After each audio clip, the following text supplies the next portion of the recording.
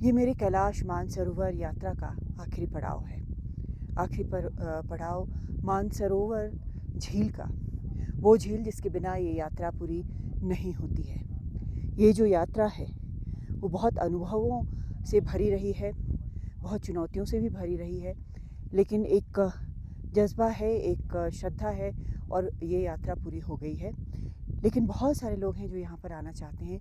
इस झील का जो महात्म्य है वो अपने आप में बिल्कुल अलग है। ये 51 शक्तिपीठों में से एक है। माना जाता है कि सती देवी का हाथ यहाँ पर गिरा था। और ये झील एक ऐसी झील है जिसके बारे में जो कहानियाँ बताई जाती हैं, जो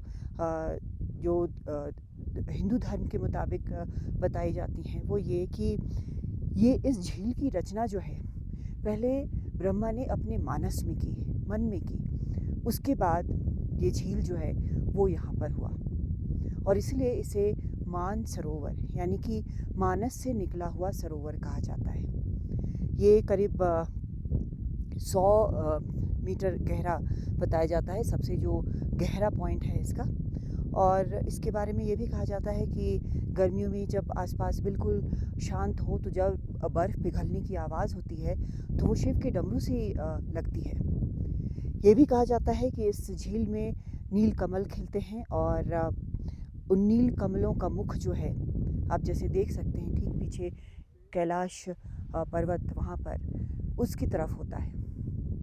कई कहानियाँ हैं यहाँ पर, बुद्ध धर्म से भी जुड़ी यहाँ पर कहानियाँ हैं और इन कई कहानियों से जुड़े, इन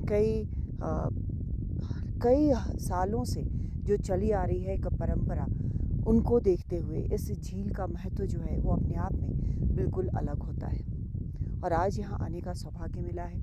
यात्रा अभी शुरू हुई है, तीर्थयात्री लगातार आ रहे हैं और सिर्फ सरकार के कोटे से नहीं बल्कि खुद भी आ रहे हैं यहाँ पर तीर्थयात्री।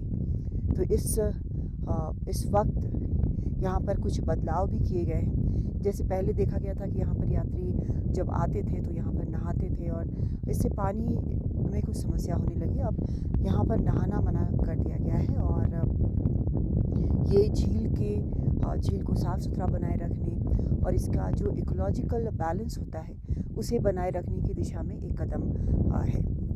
तो कुल मिलाकर यहाँ पर मानसरोवर झील जो है वो एक जो भगवान ब्रह्मा हैं उनके हंस का भी ये वास माना जाता है। तो कई कहानियाँ ऐसा मैं बता रही हूँ और आपको भी पता होगा यहाँ से जुड़ी हुई हैं।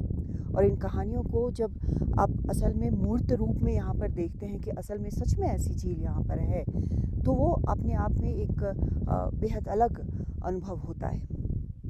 यहाँ पर मैं आई, यहाँ पर मैंने यहाँ से कैलाश पर्वत को और मानसरोवर झील को मैंने श्रद्धा में नमन किया और ये कामना की कि हर ओर सुख शांति हो, वो शांति जो आज की तारीख में बेहद ज़्यादा ज़रूरी है, अपने देश में भी, अपने परिवार में भी और विश्व में भी। और इस वक्त मन में एक बेहद शांति की, एक स्थिरता की सी अनुभूति हो रही है। शायद ये बहुत लोगों को कुछ अजीब भी लगेगा सुनने में, लेकिन जब आप यहाँ पर कैलाश पर्वत के पास आते हैं, आप जब देखते हैं, आप जब महसूस करते हैं, शायद वो सबसे बड़ी चीज़ होती है। हर हर महादेव।